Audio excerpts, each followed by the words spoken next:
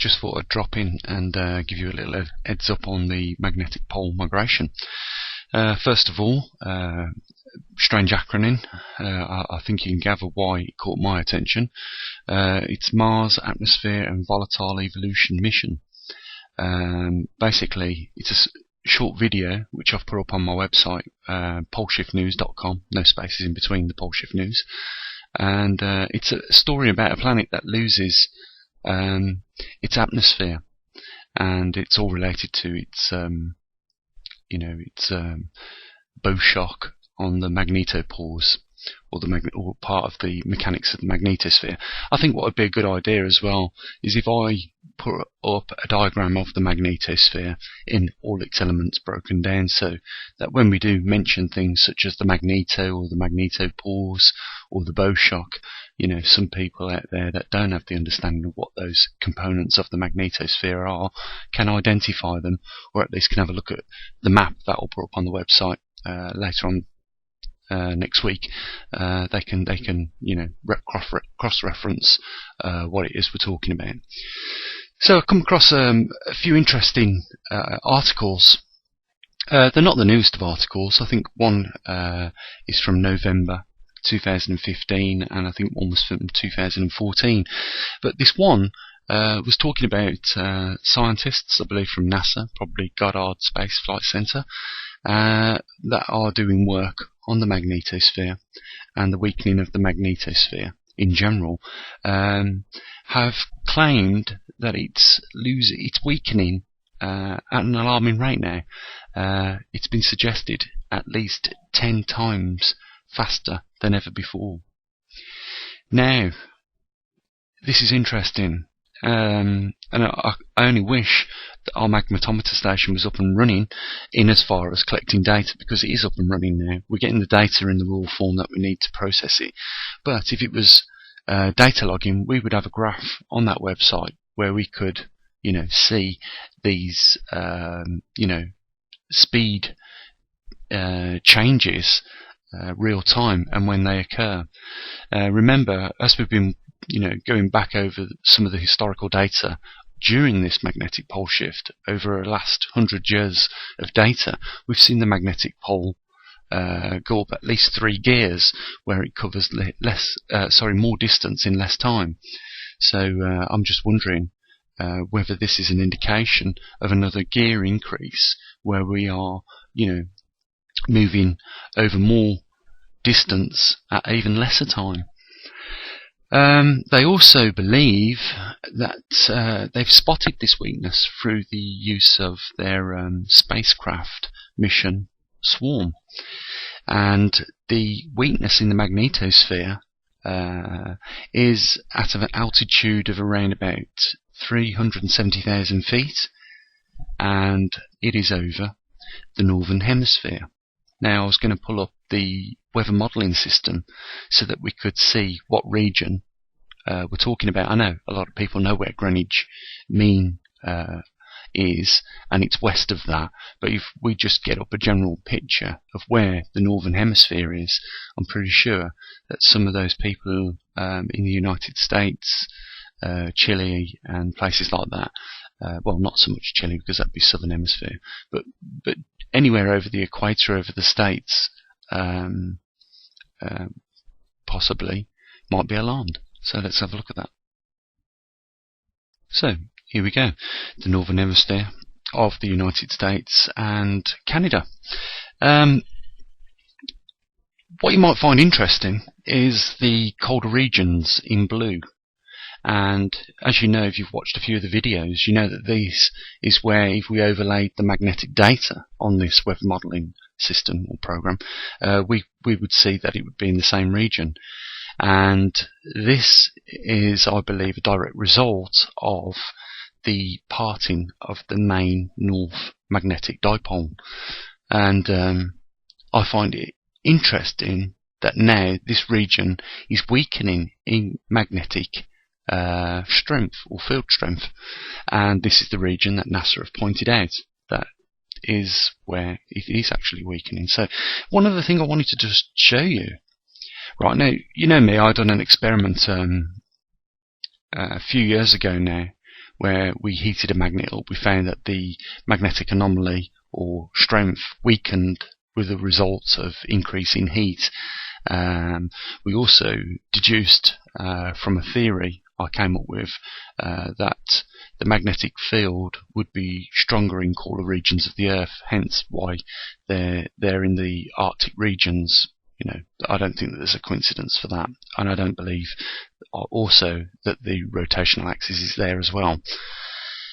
But where am I going with this? They also believe that this is caused by something slowing down in the northern hemisphere on the interior of the Earth that generates the magnetosphere.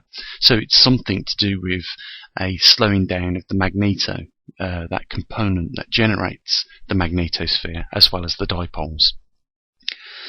And they believe that this is because it's boiling in this region. What we've got inside the Earth, just as an analogy, there's a big ball of molten iron, and then the swirling liquid iron around that is what they believe generates the magnetosphere, or the magneto, and gives us the magnetic field that protects us. And I find that interesting because I'm just wondering whether there is a link between that and the SSTA. Let me get that on for us so we can have a look at it. So the sea surface temperature anomaly is also showing, I know it's equatorial, but it's showing an increase all around that region. So I'm just wondering whether the anomaly could be as a result of perhaps something getting hotter in that region. If that was the case, I would expect more activity with regards to volcanism. And also I would also expect tectonic weakening, because if things are becoming more solidified because they're getting hotter and hotter, not only are they going to weaken the magnetosphere, because of that experiment we deduced that when magnetic fields are subjected to heat, they decrease the magnetic field, and if they get that hot they can actually completely null the effects of any magnetic field.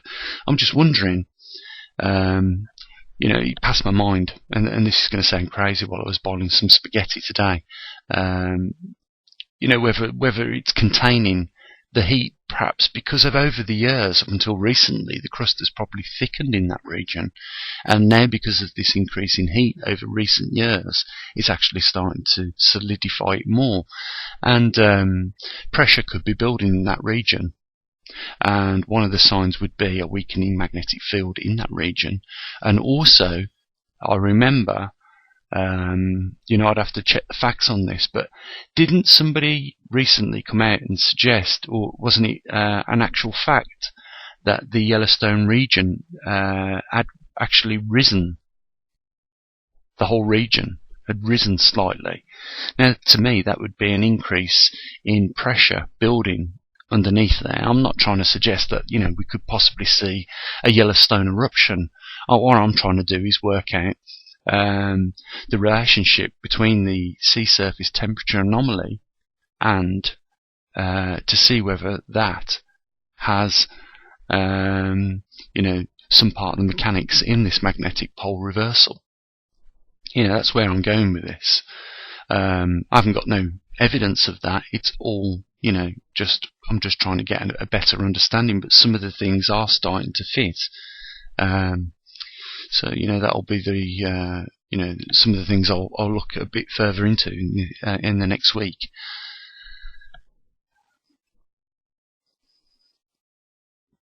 Whilst we're on the subject of what we're going to be doing next week, I might as well just mention I'm going to set a few more days aside to work on that data logger.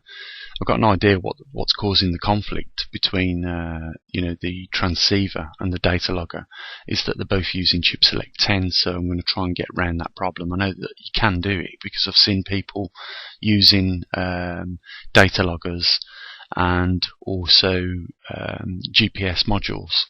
Now, I know it's not a transceiver, but they both use the same MISO, I think it is, or MISO, which is the output that both the data logger and our transceivers use.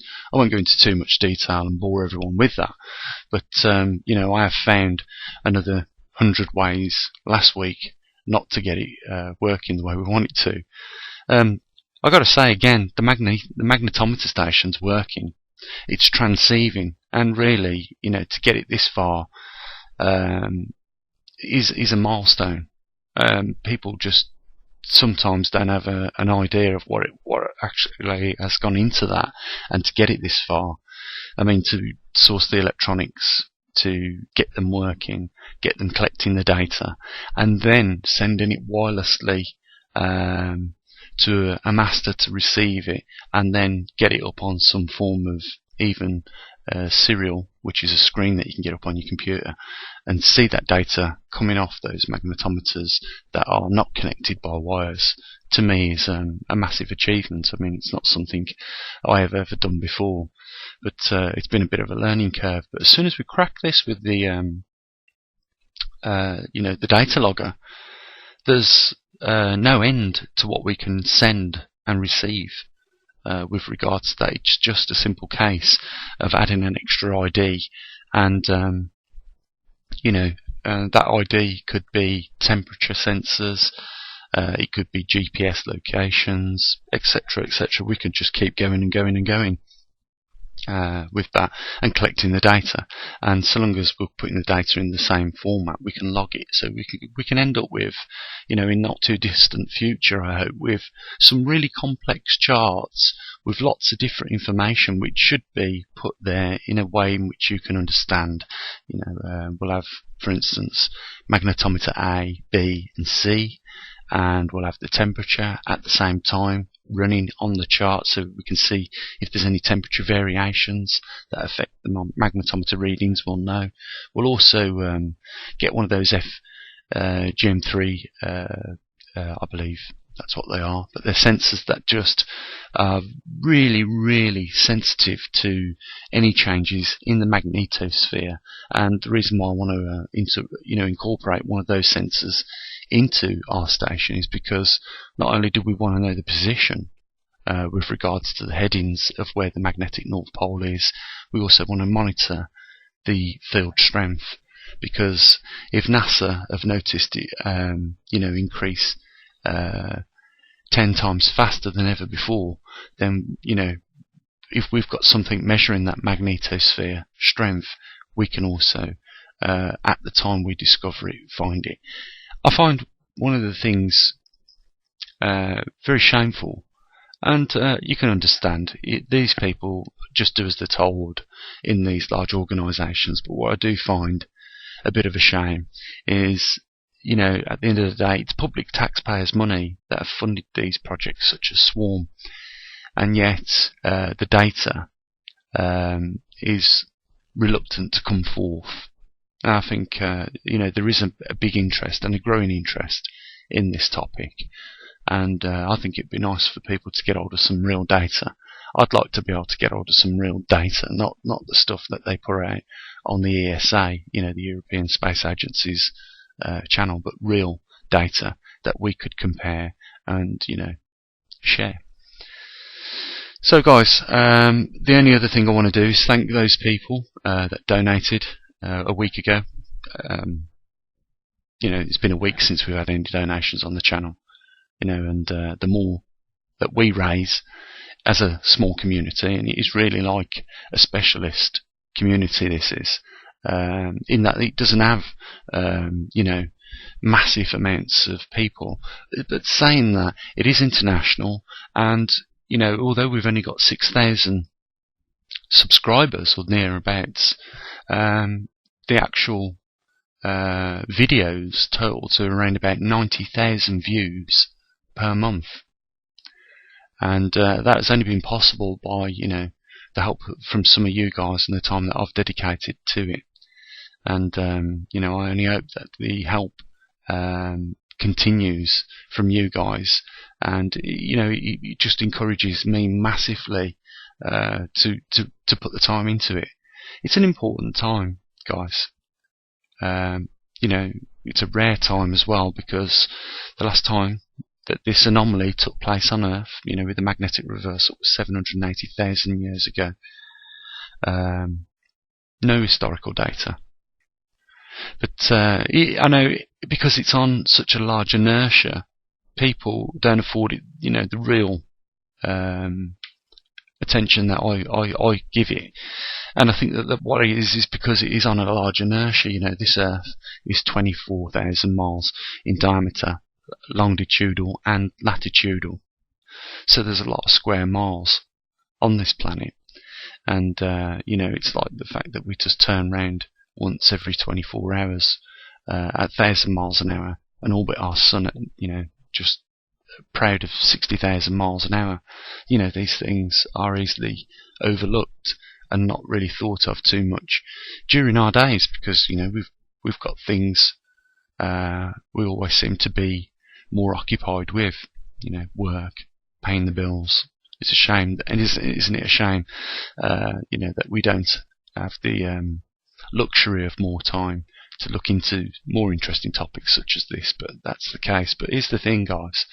If NASA was to come out and announce that it is imminent that the Earth will have a devastating meteorite impact at some point between now and the future, I think that would be more mind-catching than the magnetic pole shift. But here's the thing. The magnetic pole shift and all the data that we've found so far shows that it's not just a magnetic pole reversal, that this is the fundamentals of planetary mechanics. If you was going to build a world that was going to first of all, have an atmosphere, let alone be life-sustaining, because it would have to be, if you was going to have a planet that was going to be life-sustaining, you would have to first plan how you was going to build your magnetic field shield that protects all biological life forms on a planet. So, and it's when the magnetics of the Earth, such as the poles, start to become affected during our times, that we realise that, there is more things connected to these than just it being a point at which our compass bears to. Like we see already, just recently, we see that it seems to be drawing the Arctic regions apart from each other as the magnetic North Pole splits or weakens. We see it pluming over the northern hemisphere and over the eastern hemisphere, and as it's doing that, it's taking the climatic weather with it. So, like I say, it's a very important topic, and it's going to be realised to be that even more so the more study that's done in this field of science. And I'm just pleased to do a little bit in there. And guys, you that fund the channel, fund some of the work, can take a bit of credit for that as well. I don't know anyone else on YouTube that has talked about the magnetic pole shift as much as what we have covered on this channel, and did so for quite some years now. Not just on this channel, but on the other channel as well. That was sadly disrupted by Google. But nevertheless, we found a way to continue doing so. So, I want to thank you guys that have supported the channel. Please feel free. The link's there. If you want to be part of this, that's great. Like I say, there hasn't been no funds at all in the last week, so it'd be nice to see some go in there. It'd be encouraging, and I'm hoping that it won't be long before we get the magnetometer up and running and logging, and we move forward again, don't we? So I'm not going to rattle on, guys. Enjoy the rest of your weekend. I just thought, I'd do an update on a few things. Interesting video if you want to go over to the website. The website's completely free, so it bars nobody from the information, and there's a link also there if you want to donate. I won't say no more, guys. I'm going to go and enjoy the rest of your weekend, like I say. Bye for now.